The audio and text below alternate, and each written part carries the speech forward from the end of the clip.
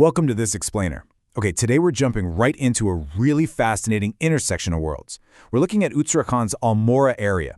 Now, historically, this place is known for its dense forests and just profound quiet. But right now, it's actively blending that ancient spiritual heritage with some massive modern cinematic ambition. It's a stunning transformation, and honestly, the way they're pulling it off is incredibly strategic.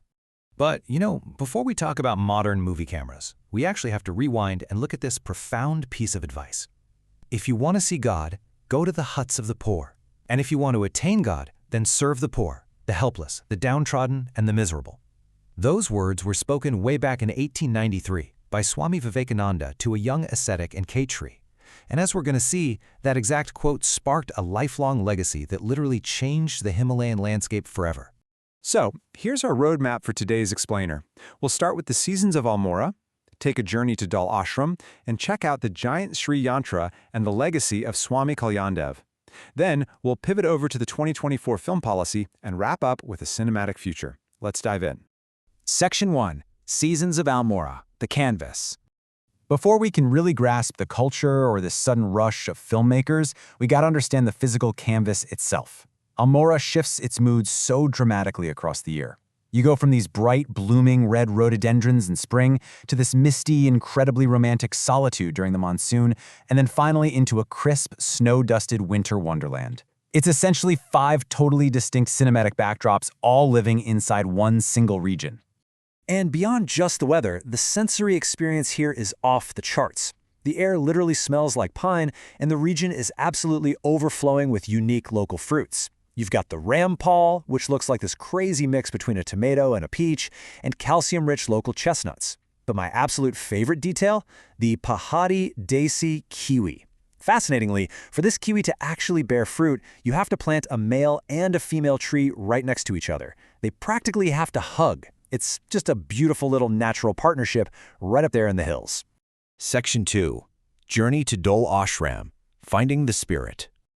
Okay, having established all that sheer physical beauty, let's look at how people actually seek inner peace here. The journey up to the ashram is a physical and mental transition all on its own. Usually start down at the Katgodam railway station and drive 83 kilometers up into the mountains. You'll pass through Bawali's vibrant fruit markets, navigate through these incredibly dense pine forests, until you finally arrive at these magnificent, towering gates depicting the 10 avatars of Lord Vishnu. And once you're deep in that forest, the sheer scale of what they've built is staggering. Officially, it's called Sri Kalyanika Himalaya Devsthanam, and the ashram is spread over 8 lush acres. Get this, it features a massive 52-foot white Shiva statue just meditating against the mountain peaks. But it's not some quiet monument, it's a breathing community. They've got a Goshala for cows, stunning Odishi-style temples, and a Sanskrit Gurukulam that provides education to underprivileged youth to keep Vedic knowledge alive. Section 3. The giant Sri Yantra and the architect. So what's the true spiritual epicenter of this ashram? Well, it's best defined by 2 astonishing numbers. The first number is 1.6 tons. Installed back in 2018, the Dhyanapitha Meditation Hall houses the world's largest Ashtadhatu Sri Yantra. It weighs a massive 1.6 tons, and this 8-metal geometric structure is specifically designed to act as a cosmic energy center. Imagine hundreds of seekers sitting around it in total profound silence. It's a wildly powerful atmosphere. The second number, 128 years. That is the claimed age of the man who built this sanctuary, Swami Kalyandev, when he passed away in 2004.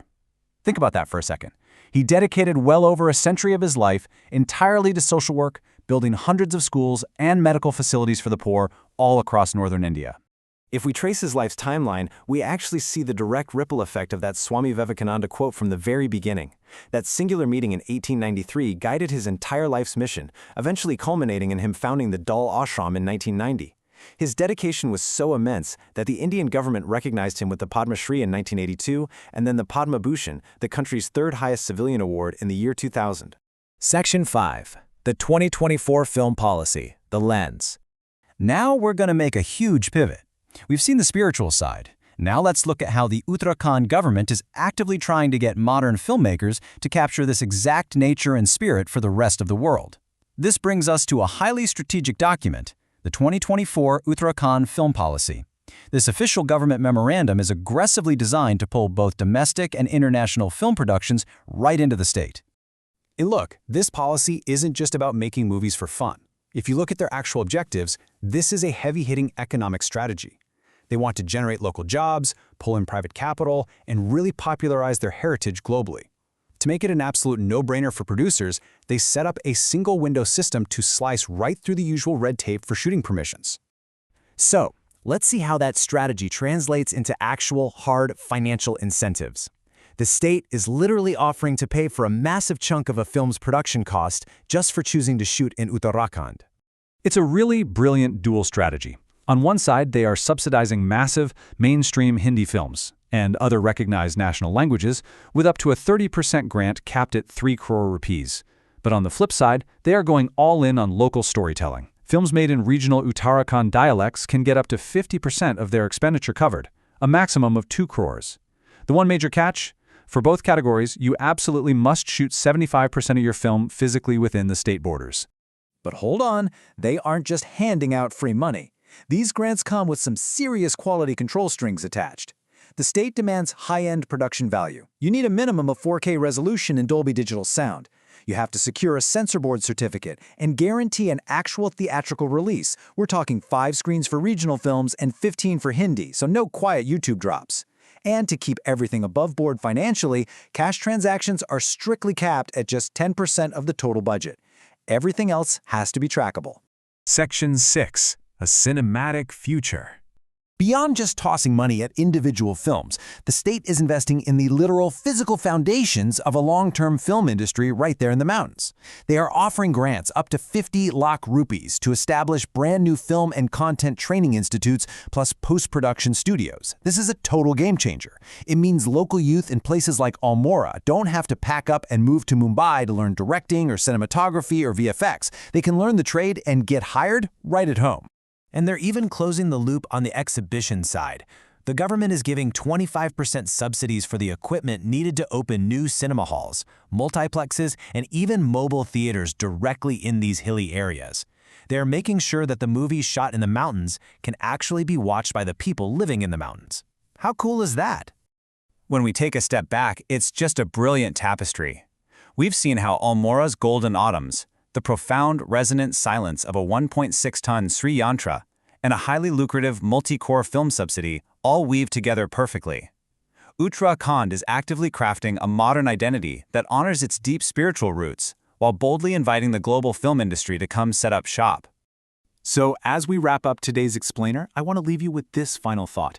Whether you find yourself drawn by the century-long legacy of a selfless ascetic, or maybe you're enticed by the financial allure of the silver screen, what will be your reason to explore Almora?